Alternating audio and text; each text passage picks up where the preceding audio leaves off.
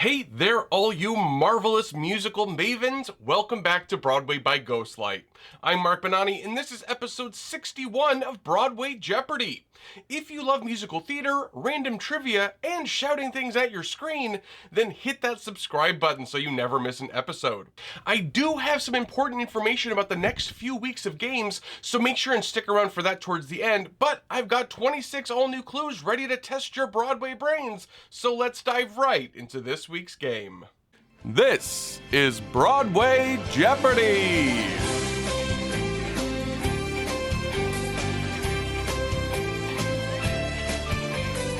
Looking at our categories for today, we start off as always with last week's Final Jeopardy category, which is Frank Lesser. Looking at some of the work of the latest subject of one of my Broadway 101 videos, hint hint wink wink. That's followed by Him and Her and Them. In this category, I'll be giving you the first names of various performers who have played an iconic musical theater role, and you name the role and show it's from. Then we have Snatch Game. This is a returning visual category where I'll show you a picture of a contestant from RuPaul's Drag Race impersonating a celebrity, and this time you name the musical this person or character would have appeared in. After that, it's No Name Recognition. Here we're looking at some musicals based on films that did not retain the original film's title. And last but not least, we have 1994, looking at some productions that opened that year on Broadway. And we end with the Final Jeopardy category, so make sure and keep track of your scores if you want to play along, so you know how much you can wager on that final clue. We begin, of course, with the $200 round, or the overture round as I call it, but as the clue amounts increase, so does the difficulty level. Kicking off this week's game with Frank Lesser, your first $200 clue is... In Lesser's Guys and Dolls, we meet Nicely Nicely Johnson, who sings, I got the horse right here, his name is this. What is Paul Revere? When Frank Lesser first took the job writing the score for Guys and Dolls, he knew a lot about Damon Runyon, but not a lot about horse racing, and so he quickly went to the track to take it all in. While there, he overheard a man say that the horse he was betting on can do, and that sparked a melody in Lesser's head, and the rest is history. I got the horse right here, the name is Paul Revere, and here's a guy that says if the weather's clear, can do, can do. This guy says the horse can do. If he says the horse can do, can do, can do. Moving on to Him and Her and Them, name the role and show referenced in the $200 clue. Ethel and Angela and Tyne and Bernadette and Patty and Audra. What is Rose in Gypsy? The current revival of Gypsy with Audra McDonald sells a sweatshirt with the first names of the Broadway Roses on it, and I just love the idea of that, and it inspired this whole category, actually. The Madame Roses in order are Ethel Merman in the original 1959 production, Angela Lansbury in 1974, Tyne Daly in 1989, Bernadette Peters in 2003, Patti LuPone in 2008, and Audra McDonald in 2024. Your first visual clue in the Snatch Game category for $200 is the show this celeb being impersonated might appear in.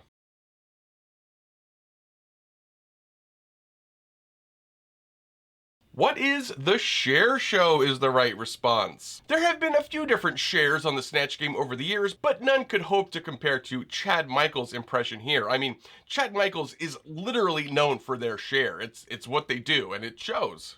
Shy Sheila is so shy that she's afraid to. I don't give a rat's ass because this game is boring the out of me. I don't know why they book me on these chicken games. The $200 clue in the No Name Recognition category is... The musical Never Gonna Dance was a reworking of the film Swing Time, which starred Fred Astaire and this woman, his frequent on-screen partner.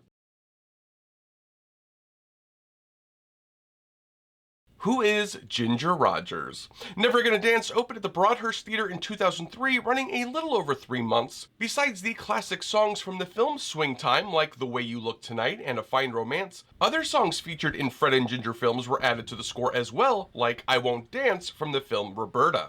I won't dance, don't ask me. I won't dance, don't ask me. I won't dance, madam, with you. My heart won't let my feet do things they finishing out the overture round in the 1994 category, your final $200 clue is: in the 1994 revival of Damn Yankees, this star of Cheers, Frasier, and the 1996 revival of Chicago played the role of seductress Lola. Who is Bebe Neuwirth? Miss Neuwirth won her first Tony for the 1986 revival of Sweet Charity, where she played the featured role of Nikki. She would win her second for the 1996 revival of Chicago, playing Velma Kelly. Miss Neuwirth is actually the only actress so far to be contracted to play all three leading women's roles in the long-running revival of Chicago, originating Velma Kelly in 1996, playing Roxy Hart in 2006, and Matron Mama Morton in 2014. I hope you all nailed that first round. Let's move on to the only slightly harder $400 round now. Circling back to Frank Lesser, your first $400 clue is: in Lesser's How to Succeed in Business Without Really Trying, Finch learns that head honcho J.B. Bigley secretly does this relaxing hobby. What is knitting? Finch, of course, exploits this fully and pretends to knit as well to help get in good with the boss. The next grouping of names in the him and her and them category for $400 is Zero and Herschel and Topol and Alfred and Danny. Who is Tevye in Fiddler on the Roof? There have been 6 productions of Fiddler, but as I mentioned in a previous week's game, Zero Mostel returned to the role he created for the first revival of the show in 1976. The others are Herschel Bernardi in 1981, Topol in 1990, Alfred Molina in 2004, and Danny Burstein in 2015. The $400 visual clue in the Snatch game is: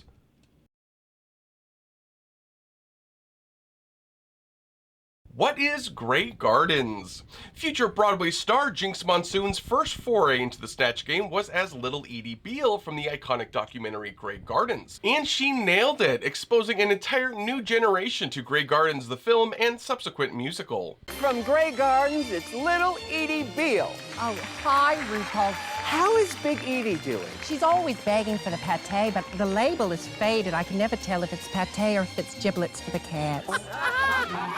Let's check out a film-based musical with no name recognition with the $400 clue. This disastrous musical starring Michael Crawford was based on the film The Fearless Vampire Killers, or Pardon Me, But Your Teeth Are in My Neck. What is Dance of the Vampires? There is so much amazing backstory into the shenanigans that went on behind the scenes of Dance of the Vampires. The musical began as a sexy, serious gothic musical in Vienna, but for Broadway, the show was taken and massively dumbed down and camped up with an emphasis on vulgar, lowbrow humor. That's what producers believed American audiences wanted in the early 2000s, I'm sure with the producers being the massive hit that it was influencing that misjudgment. But the goofiness was exacerbated by star Michael Crawford, who had complete creative control over his character per his contract. Crawford wanted in no way Dance of the Vampires' Count Krolok to feel like the Phantom from Phantom of the Opera, so he eliminated anything resembling dark, debonair, or dangerous, and instead made his character a somewhat Wish.com Leslie Nielsen.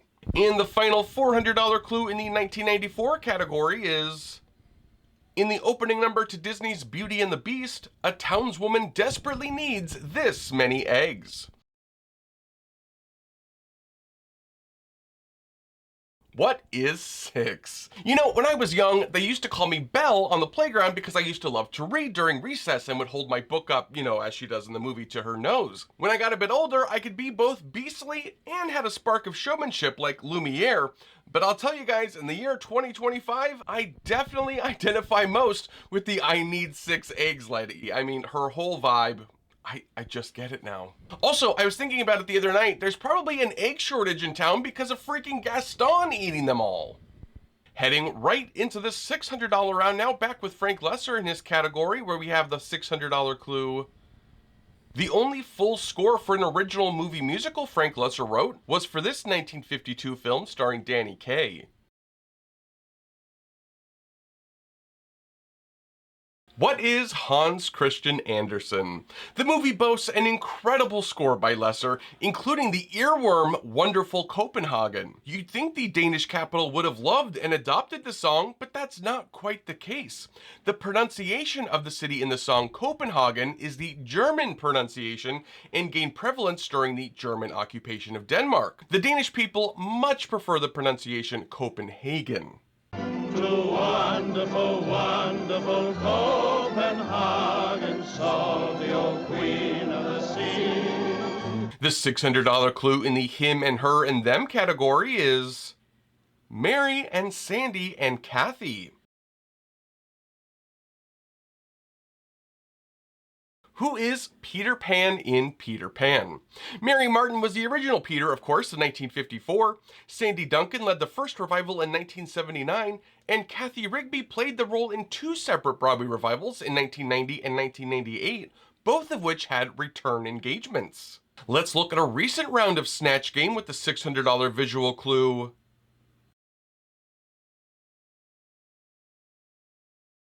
What is Little Shop of Horrors? From the most recent season of Drag Race, this is the amazing queen Susie Toots' Snatch Game character. Now, I love Susie Toot, huge Toot stan here, and I see the vision she was going for with Ellen Green in Little Shop of Horrors, but no, you can't take something already over the top and try to amp it up even more. I think if she just did a true Ellen Green impression without dialing it up to 11, it would have been much more successful. But I love you, Susie Toot, either way. Well, I think I would have given it a 1-star review if I found the bedroom was dangerous. I figured if there was What? yeah, Huh? Can you hold your card up, darling? yeah. Oh, scissors. Scissors. Recognizing the $600 clue in the no-name recognition category gives us this movie musical starring Leslie Caron, which took its title from its leading lady's character, was the basis for the Broadway musical Carnival. What is Lily? Carnival's producer David Merrick initially wanted the film's star Leslie Caron to reprise her role in the stage adaptation, but that obviously never came to be. While Carnival has never been seen on Broadway since its initial production, the show almost had its first Broadway revival in 2002, after a successful encore staging of Carnival starring Brian Stokes Mitchell and Anne Hathaway as Lily, but sadly that also never came to be. And taking our time machines back again to 1994, your $600 clue there is this 1994 Best Musical winner contains the songs I Read, Loving You, and I Wish I Could Forget You. What is Passion? Passion is the gut-wrenching tale of a sickly woman who falls deeply in love with a handsome soldier, and her love slowly infects him until he succumbs to the passion. Although I recently saw another interpretation of the plot on Instagram, courtesy of theater influencer and friend Ashley Ann Wolf. Never have I laughed as hard as I just did in a bathroom stall at Greenhouse Theater Center after tonight's performance of Passion, where two people described the plot of the show as a Scorpio meets a man. I screamed. It's time to crank up the difficulty level a few notches with the $800 round now. But before we do, you know the drill. If you're enjoying this week's game, please, oh pretty please, hit that like button for me. It really helps with these videos getting shown to more fine folks like yourselves, but also makes me feel like a million fake dollars. Thanks everyone, I really do appreciate it. Okay, onward and upward. Let's get some more of Lesser with your first $800 clue. This musical from Frank Lesser starred Anthony Perkins as Gideon Briggs, who lives in the mystical Titletown. What is Green Willow?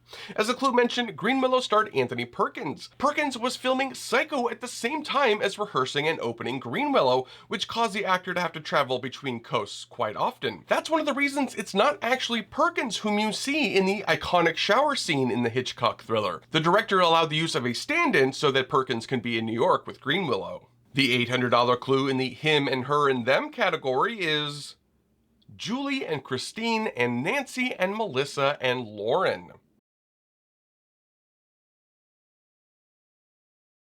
Who is Eliza Doolittle in My Fair Lady? Julie Andrews, of course, led the original production in 1956. Christine Andreas took on the role for the first revival in 1976.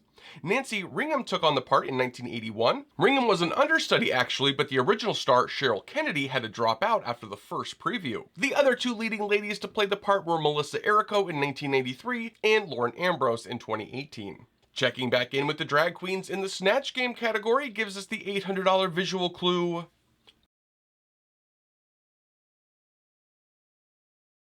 What is Hairspray?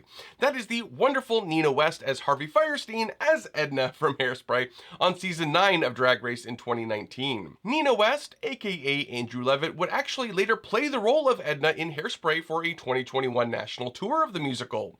She was reportedly wonderful in the role, which doesn't surprise me, and I'm guessing she didn't use her Harvey Fierstein voice when she played the role. Good morning, Baltimore. It's Broadway's Harvey Fierstein. Hello. I want to clear things up. Okay. I'm not Harvey Weinstein. No, you're not. The only thing I've assaulted is a cheese plate.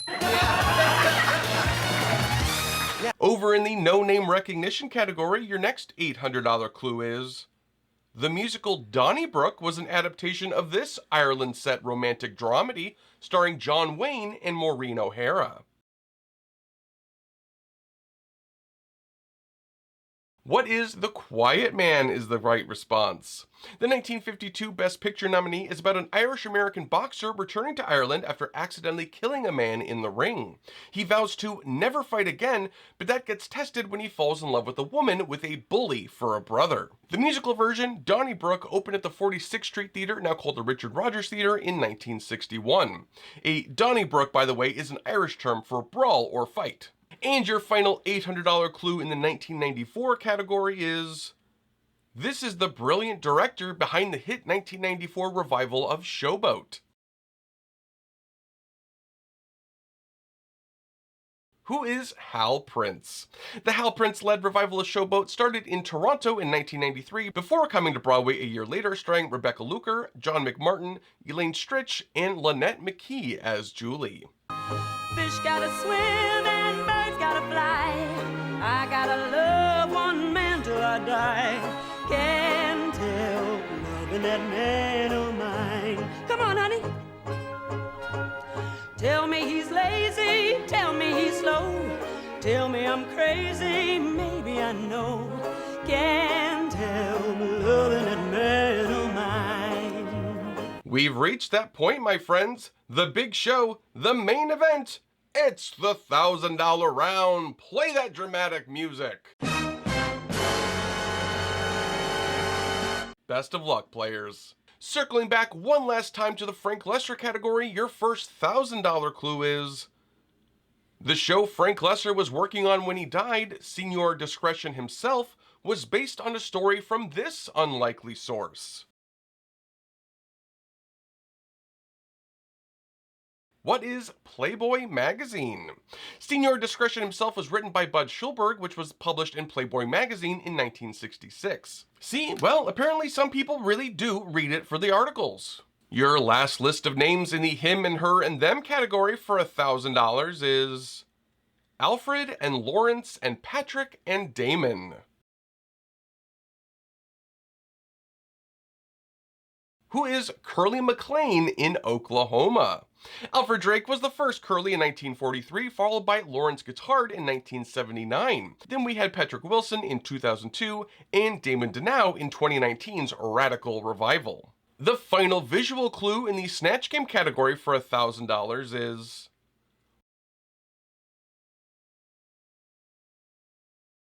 what is Here Lies Love? This is from way back in season 3 of RuPaul's Drag Race, and only the second time Snatch Game was ever played. This queen is the wonderful Manila Luzon, impersonating former Filipino First Lady Imelda Marcos, highlighting her obsession with shoes. Here Lies Love was a brilliant and much more serious look at the political leader. Oh, you've got more shoes, Imelda. Well, this one has sparkles on it. It matches your outfit. Did you write down your answer? Good, yes, good. Designer shoe? Not a match, but a very good answer. Our last musical with no name recognition for $1,000 is the screwball comedy Nothing Sacred, starring Carol Lombard and Frederick March, was turned into this musical, which opened in 1953. What is Hazel Flagg? The story of a woman who believes she's dying and becomes the toast of the town before finding out she's actually perfectly healthy has had a lot of different titles in its life. Initially written as a story by writer Ben Hecht called Letter to the Editor, it was then turned into the screwball classic Nothing Sacred. The musical version in 1953, starring Helen Gallagher, changed the name again to the name of its leading character, Hazel Flagg, and a film version of the musical was made 1 year later in 1954 with another name change, this time to Living It Up. The film starred Dean Martin and Jerry Lewis, with the Hazel Flagg character becoming Homer Flagg, played by Lewis. Sadly, most of the score for the musical was dropped, except for the songs How Do You Speak to an Angel and Every Street's a Boulevard in Old New York. Every street's a boulevard in old New York. Every street's a highway of your dreams. And the curtain call clue in the 1994 category for $1,000 is... From the title of this short-lived musical sequel, we learn that eventually the best little whorehouse does this. What is Goes Public?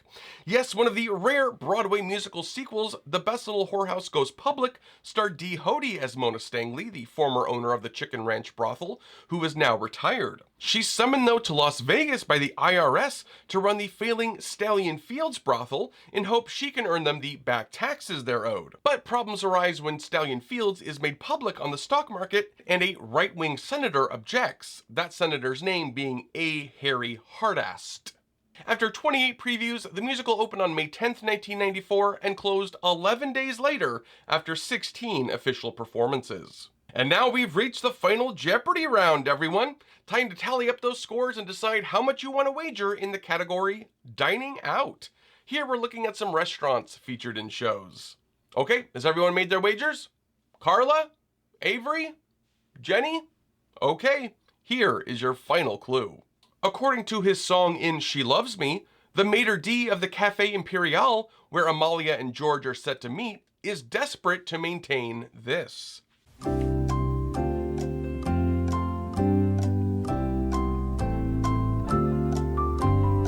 What is a romantic atmosphere? The maitre d' in She Loves Me is one of those roles that is small but impactful. Though the character only appears in one extended scene at the end of Act 1, for the 1993 revival, actor Jonathan Freeman played the role and was nominated for a Tony Award for his efforts. I wonder what the smallest amount of stage time to be nominated for a Tony is. There's probably a few candidates. I'll have to do some research on that. Maybe that'll be a category at some point. And that's this week's game! How did you all fare this week? Did you succeed without really trying? Or did the game snatch all your winnings? Be sure to let me know in the comments. I always love hearing from you guys and seeing your scores. I mentioned at the top of the video I had some info about the next few weeks of games. So I am going on vacation to visit family in a couple different states for about 3 weeks at the end of this month. Now, I didn't want to take off 3 weeks of episodes, but I also don't think I could get 3 weeks ahead of schedule to post normally. So what I'm going to do is that the next 3 weeks are going to be what I'm calling short games. It'll still be a full 26 clue game, but it will just be sort of clues and then quickly an answer. Maybe I'll say one sentence about the show, but really not much talking in between. Who knows, maybe some of you will prefer less of me blathering on in between clues. But I'm hoping I'll be able to pull out these 3 episodes before I leave, and I thought this was a better solution than having no games at all. Let me know what you guys think in the comments. And throw me some category suggestions in the comments too. It's getting harder and harder coming up with these categories. I'll tell you that for free. A special, massive thank you to my incredible patrons over on Patreon. You guys are my favorites, and there would be no Broadway Jeopardy without you guys. If you want to help support the channel and keep the videos coming, head on over to my Patreon using the link in the video description. Another great way to support the channel is to simply share these videos far and wide. If you want to connect with me outside of YouTube, you can find me over on Instagram and Blue Sky, or you can email me directly. I'll be back next week with episode 62, our first short game, but until then, I'm Mark Benani. This is Broadway by Ghostlight. Thanks for playing.